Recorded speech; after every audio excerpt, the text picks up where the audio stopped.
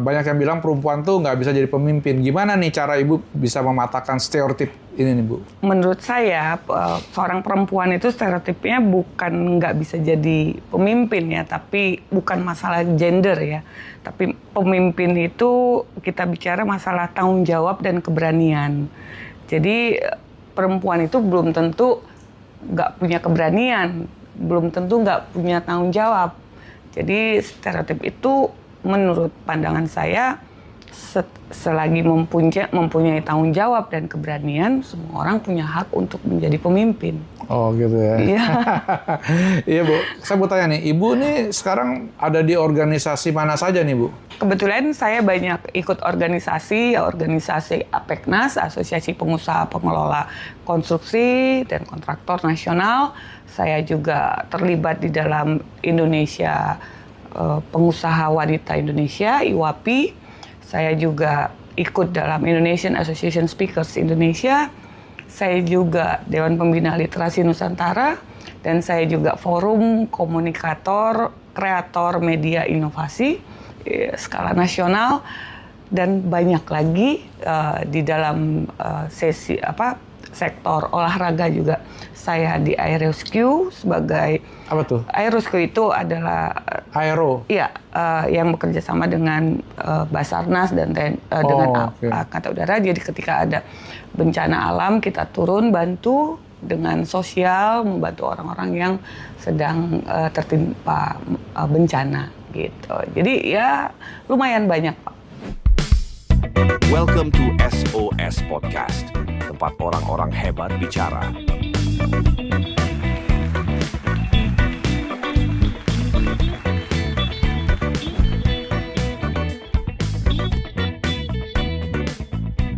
Welcome to SOS Podcast, Synergy Open Talk Session, tempat orang-orang hebat bicara. Hari ini kita kedatangan Bu Karina Rasmita Sembiring, founder dari Training Center. Iya. Apa yang Ibu kerjakan yang sangat sibuk nih hari-hari ini apa nih? Pekerjaan saya ini sebenarnya fokus Intermedia ini adalah saya memberikan ruang dan wadah untuk orang-orang yang saat ini membutuhkan sekali yang namanya kepercayaan diri, keberanian, pengembangan diri. Itu yang saya lihat di era ini sangat dibutuhkan. Nah, namun terbentur dengan banyak sektor yang tidak mendukung. Oleh karena itu fokus saya saat ini memang kesibukannya ya memberikan ruang kepada orang-orang yang membutuhkan.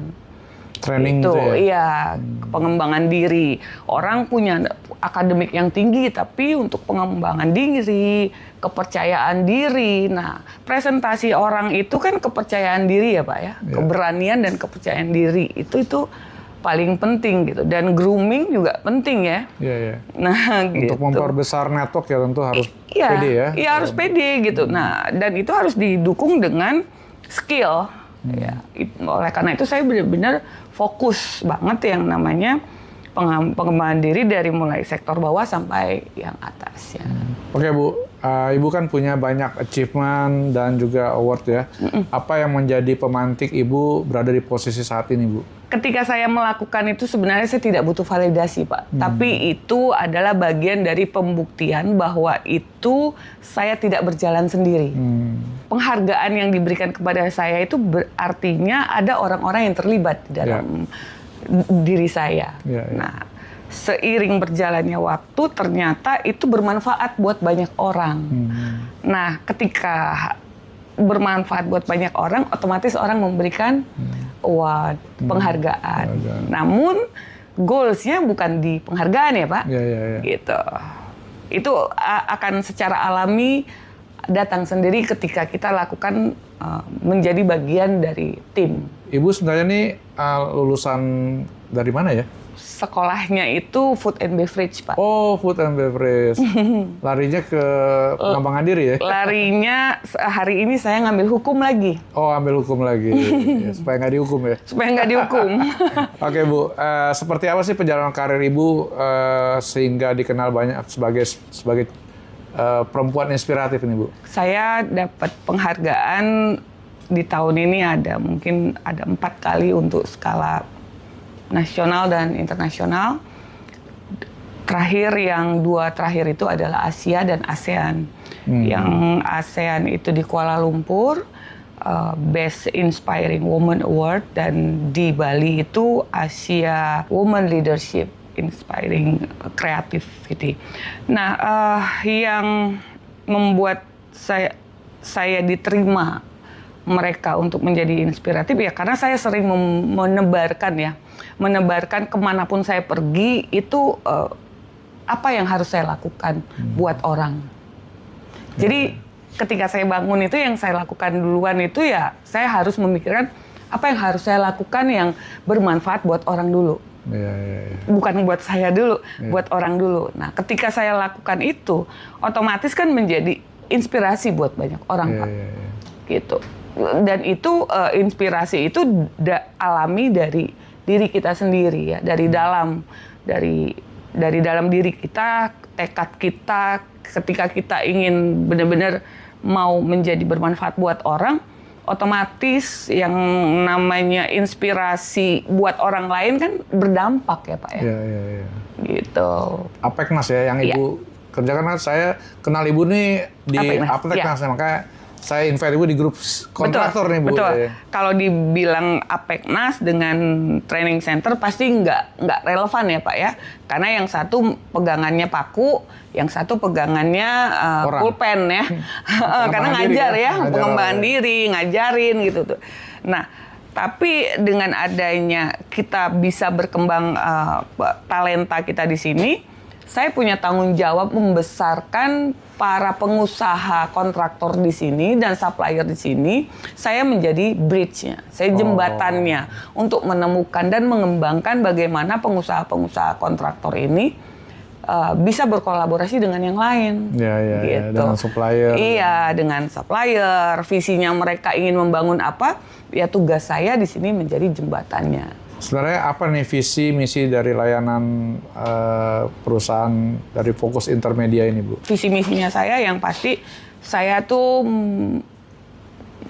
ingin Fokus Intermedia ini menjadi ruang untuk banyak orang. Jadi saya nggak bicara skala lokal ya, tapi ke semua orang yang membutuhkan wadah untuk pengembangan diri, mau kemana, mau jadi apa. Nah, kenapa saya punya tagline itu adalah fokus, itu artinya follow one course until success.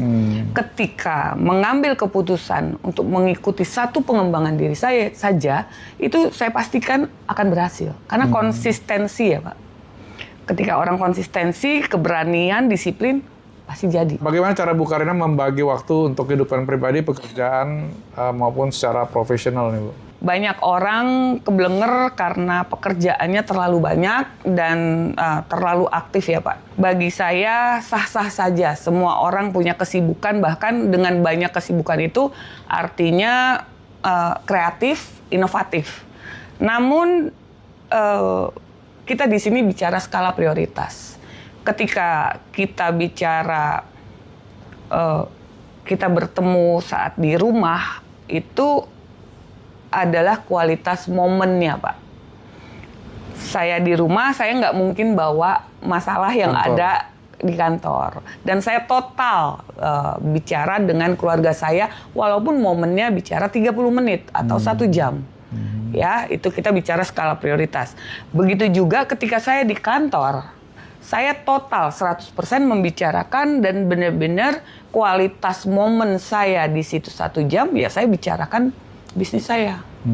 Nah, di asosiasi juga begitu. Jadi semua ini balik lagi manajemen energi, Pak.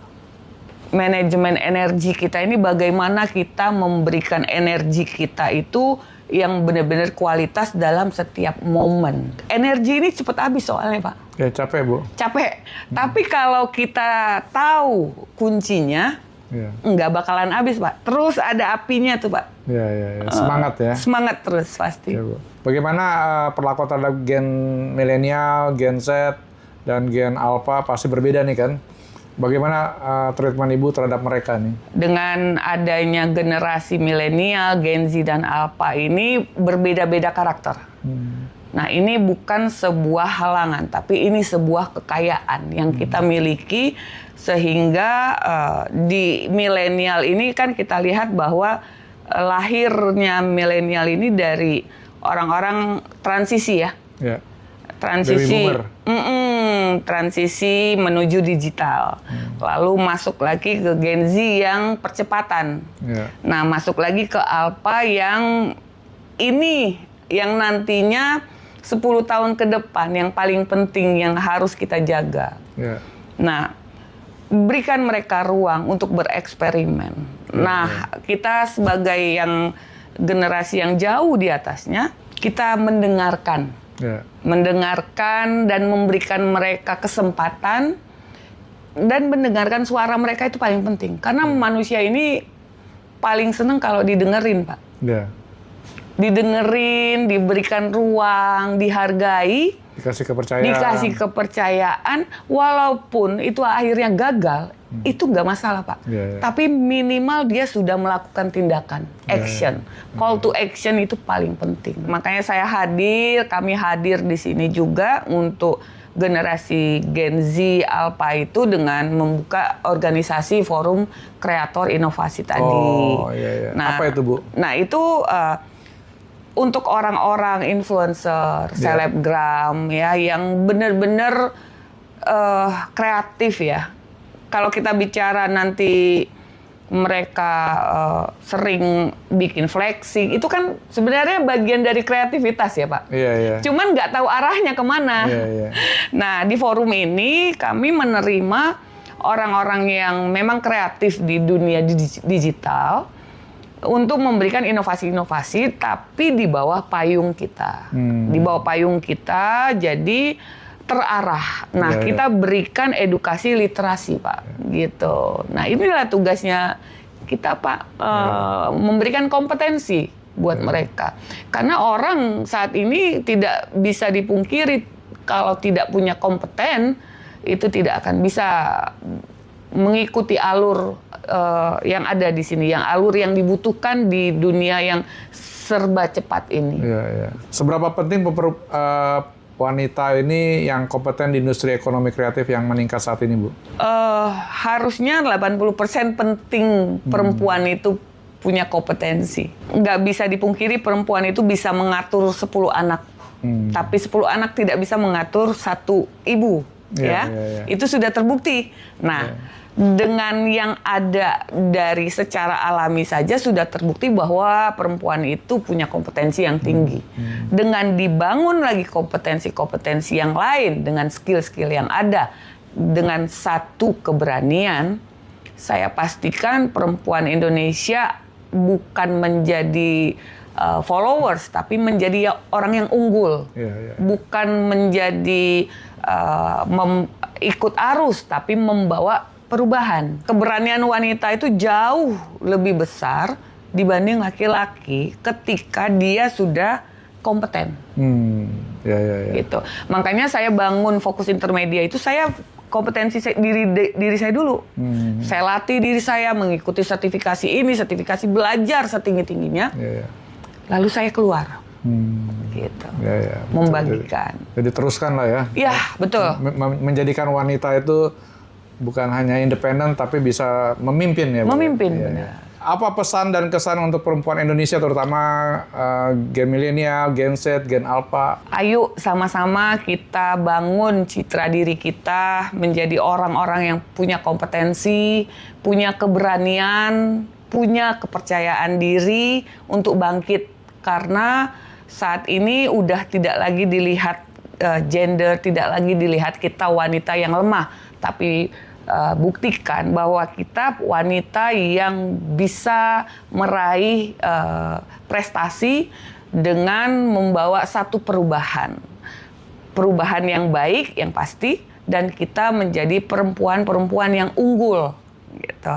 Nah, untuk Gen Z dan Alpha, adik-adik perempuan, cantik itu baik, tapi alangkah lebih baiknya ketika cantik kita itu berkualitas dan cantiknya kita itu dikemas dalam satu kompetensi dan kreativitas dan inovasi yang baik, sehingga etika dan moral yang ada di dalam diri kita itu akan kita pertahankan untuk kita menjadi manusia-manusia yang kedepannya menjadi orang-orang yang lebih punya adab lagi. Karena di saat ini saya sangat melihat dan di Gen Z dan di Alpha ini agar melihat empati bahwa memanusiakan manusia itu sangat penting. Oke, terima kasih Bu Karina. Semoga bisa sukses di Apeknas dan juga pengembangan diri dan juga membantu ya, kalau dari cerita membantu wanita-wanita untuk jadi wanita unggul ya. Iya. Oke, terima kasih Bu. Sama-sama Pak.